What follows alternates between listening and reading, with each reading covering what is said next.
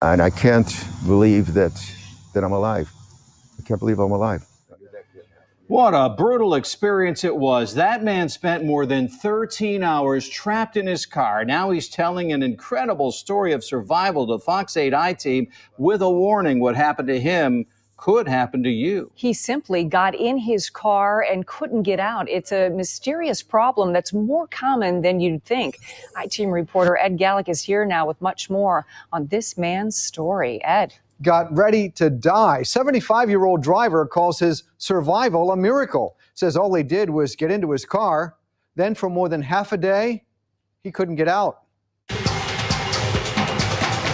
I came to the conclusion that I was going to die. That's all that I could think of.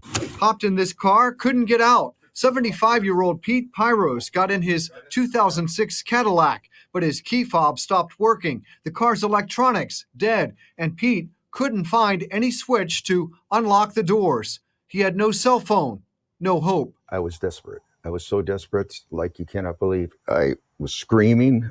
I tried to punch the window. Nothing happened. Hot is not the word. Hot is not the word. I felt like I was in hell. Pete, trapped in his garage on Cleveland's west side, trapped for so long, day turned into night. He even scribbled a goodbye note. So this is the letter that you wrote. That I was dying. This is a terrible way to die. And at the bottom I put, I love you. In a moment, see how Pete survived. First, we found more cases like this online, so we contacted GM. A spokesman wrote in part, I am glad the gentleman is okay. Any vehicle or key fob can lose power unexpectedly, so please urge your viewers to review the power lock section of their owner's manual so they will know what to do if this occurs. But Pete didn't have his manual in the car.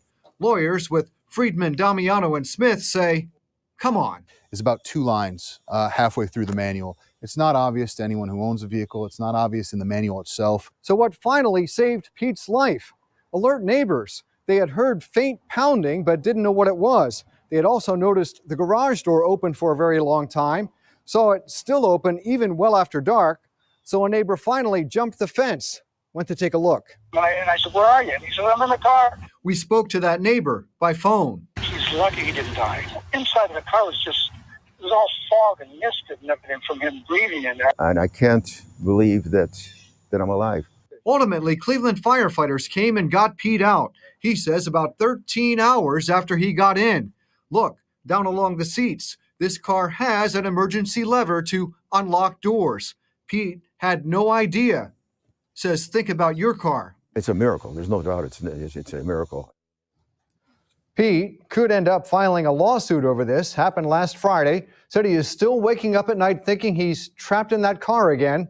Also says he feels as if he's been given a second chance at life now. Tracy and I had the same thought. I don't know that I would think to check the owner's manual in that situation or look for some lever in my car. You didn't even have it in the car. Wouldn't have it in the car. And so my question is, how often does this happen? Well, it's hard to say. We checked with a national agency. We also checked with a national nonprofit agency. They had no solid stats on this. But as we were talking to Pete and his attorneys there, they got another call from another attorney in another part of the country that had the same situation. I can't even imagine what he went through for those 13 hours. All right. And you just have no idea if you're ever going to get out. So glad he's okay.